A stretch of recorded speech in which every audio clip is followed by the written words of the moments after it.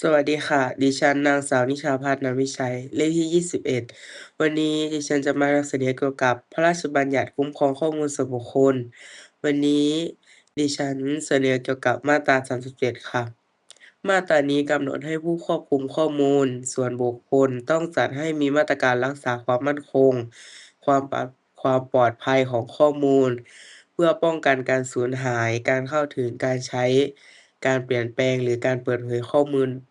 มูลโดยมิชอบ 1. นะคะ การตั้งรหัสผ่านระบบสมาชิกเว็บไซต์ เว็บไซต์ต้องกำหนดรหัสผ่านที่ปลอดภัย เพื่อป้องกันข้อมูลส่วนตัวของผู้ใช้งานไม่ให้ถูกเข้าถึงโดยบุคคลอื่น 2. การเข้ารหัสข้อมูลในแอปธนาคาร ธนาคารต้องมีระบบการเข้ารหัสข้อมูล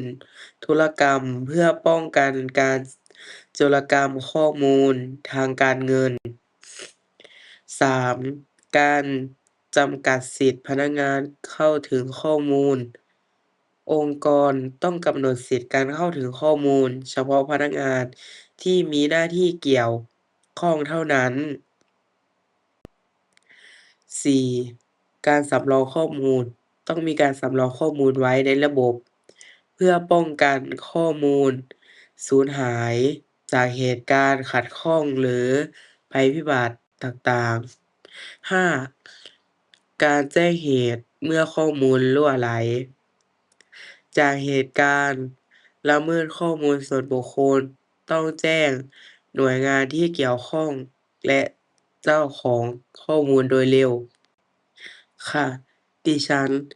ขอจบการนำเสนอเพียงเท่านี้ค่ะ ขอบคุณค่ะ